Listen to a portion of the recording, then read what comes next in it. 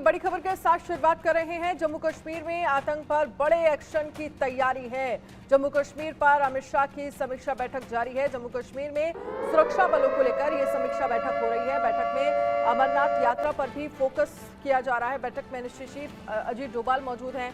जम्मू कश्मीर के उपराज्यपाल मनोज सिन्हा भी इस बैठक में मौजूद बताए जा रहे हैं। सेना प्रमुख भी इस बैठक में मौजूद हैं।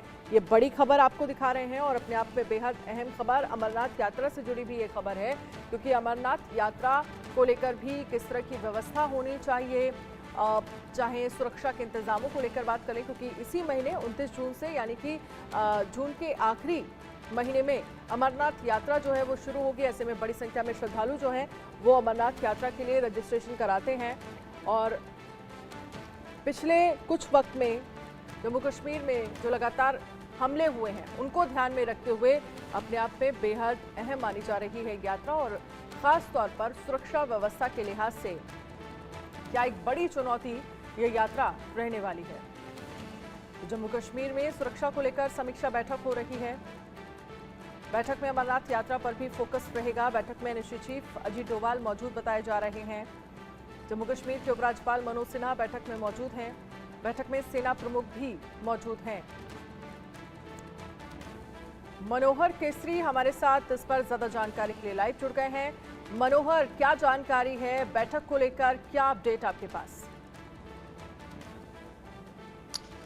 देखिए, गृह मंत्रालय में अमित शाह की अध्यक्षता में हाई लेवल की बैठक शुरू हो गई है, जिसमें जम्मू कश्मीर की सुरक्षा व्यवस्था जिस प्रकार से अभी बीते कुछ दिनों में आतंकी हमले जो हुए हैं, आतंकियों को कैसे सफाया किया जाए, इसे लेकर के अमरनाथ यात्रा की सुरक्षा को लेकर के, साथ ही साथ 20 जून को प्रधानमंत्री 21 जून के योगा दिवस में भाग लेने के लिए जा रहे हैं, वहां पर किस तरह से सुरक्षा व्यवस्था हो, इन तमाम मुद्दे को लेकर के ये उच्च स्तरीय बैठक हो रही है, जिसमें एनएसए अजीत डोभाल, आईबी, रॉ, इन सब के प्रमुख अधिकारी, साथ ही साथ आर्मी चीफ मनोज पांडे और डेजिग्नेटेड आर्मी चीफ जो नए आर्मी चीफ होने वाले हैं उपेंद्र द्विवेदी, वो शामिल हैं, बीएसएफ के डीजी और तमाम पैरामिलिट्री फोर्सेज के डीजी शामिल हैं। और इस बैठक में एक इंटीग्रेटेड प्लान बनाने की तैयारी होगी। जो इंटेलिजेंस एजेंसियां हैं उन्होंने जम्मू कश्मीर को लेकर के जो रिपोर्ट तैयार की है, उस रिपोर्ट को भी साझा किया जा सकता है, उसकी जानकारी भी दी जा सकती है और आगे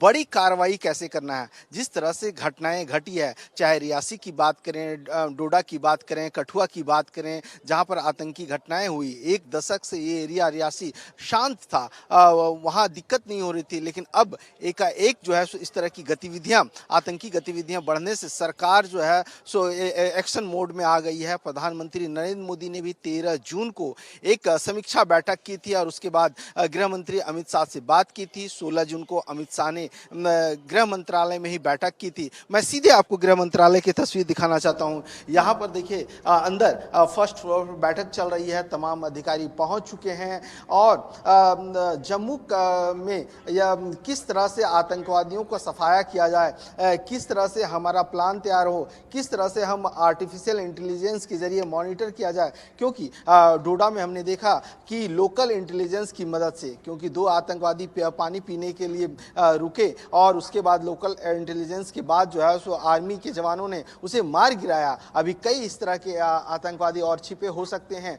तो सरकार पूरी तरह से एक्शन मोड में है कि तमाम आतंकियों को, पाकिस्तान को एक करारा जवाब दिया जाए। और उनकी तरफ से ये कहा गया कि जो ट्रेंड पिछले वक्त में हम आतंकियों का देख रहे हैं, इस ट्रेंड को हमें तोड़ना होगा। जो चुनौतियां हैं उन्हें हमें उन पर पार पाना होगा और इस तरह के ट्रेंड को हम आगे नहीं जाने दे सकते, क्योंकि जिस तरह से वहां पर पाकिस्तान से सीमा पार करके या कहीं से भी ये कह सकते हैं कि अगर आतंकी वहां पर पहुंचते हैं और फिर इस तरह की वारदातों को अंजाम देते हैं, ये वो इलाका है रजौरी पुंछ वाला जो पिछले वक्त से काफ़ी वक्त से शांत था, लेकिन अगर यहाँ पर आतंकवाद पनप रहा है तो इसकी सबसे बड़ी वजह क्या है, इस पर कहीं ना कहीं काम करने की ज़रूरत है। और लोकल लेवल पर जो इंटेलिजेंस इसके पीछे काम कर रहा है या लोकल लेवल पर अब या जो लोग इनकी मदद कर रहे हैं, क्योंकि बिना मदद के यहाँ तक पहुँचना और इस तरह से वारदातों को अंजाम देना पॉसिबल नहीं है, तो उन लोगों पर क्या एक्शन की तैयारी है, ये बड़ी बातें हैं। आपसे इस पर आगे चर्चा करेंगे, आप हमारे साथ रहिएगा। जम्मू कश्मीर की सुरक्षा पर बैठक को लेकर क्या कुछ जानकारी मिल रही है, बैठक को लेकर क्या अपडेट है, वो हम आपको दिखा रहे हैं। लेकिन एक बार ग्राफिक्स के जरिए जरा आपको समझाते हैं कि आखिरकार ग्राफिक्स के जरिए समझाते हैं कि लगातार हो रही आतंकी हमले, सेना पर आत्मघाती हमलों का अलर्ट जो है वो किस तरह से अमरनाथ यात्रा पर आतंकी खतरा और जम्मू कश्मीर को लेकर देखिए लगातार हो रहे आतंकी हमले, अमरनाथ यात्रा पर आतंकी खतरा जो है, सेना पर आत्मघाती हमले का अलर्ट, जम्मू कश्मीर में विधानसभा चुनाव। देखिए ये बड़ी बातें जो हैं, जम्मू कश्मीर की सुरक्षा में जो बैठक हो रही है, बैठक पर इन तमाम मुद्दों को लेकर चर्चा हो रही है। एक तरफ तो लगातार जो है वो आतंकी हमले होना, बैक टू बैक 4 आतंकी हमले होना अपने आप में एक बड़ी चुनौती है। अमरनाथ यात्रा पर आतंकी खतरा, दूसरा सेना पर आत्मघाती हमले का अलर्ट, जम्मू कश्मीर में विधानसभा चुनाव। ये 4 चुनौतियों पर कैसे पार पाना है, कैसे काम करना है, क्योंकि ये एक बड़ा मुद्दा जो है जिसको ध्यान में रखते हुए कह सकते हैं कि ये बैठक में इन मुद्दों पर चर्चा जो है वो की जा रही है। मनोहर हमारे साथ लगातार बने हुए हैं। मनोहर, अमरनाथ यात्रा पर आतंकी खतरा, क्योंकि जिस तरह से देखा जाए इसी महीने जून के एंड में 29 जून से अमरनाथ यात्रा शुरू होने वाली है और पिछला रियासी का जो हमला देखा जिसमें 10 श्रद्धालुओं की जान चली गई, कितना चुनौतीपूर्ण होने वाला है ये अमरनाथ यात्रा, क्योंकि हर साल हम देखते हैं सुरक्षा के व्यापक इंतजाम होते हैं, बड़ी संख्या में श्रद्धालु पहुंचते हैं अमरनाथ यात्रा के लिए।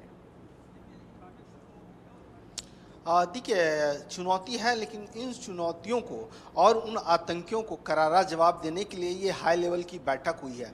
9 जून के बाद देखिए 3 बड़ी बैठकें हो चुकी है और आज तमाम एजेंसियों के प्रमुख यहाँ पर मौजूद हैं।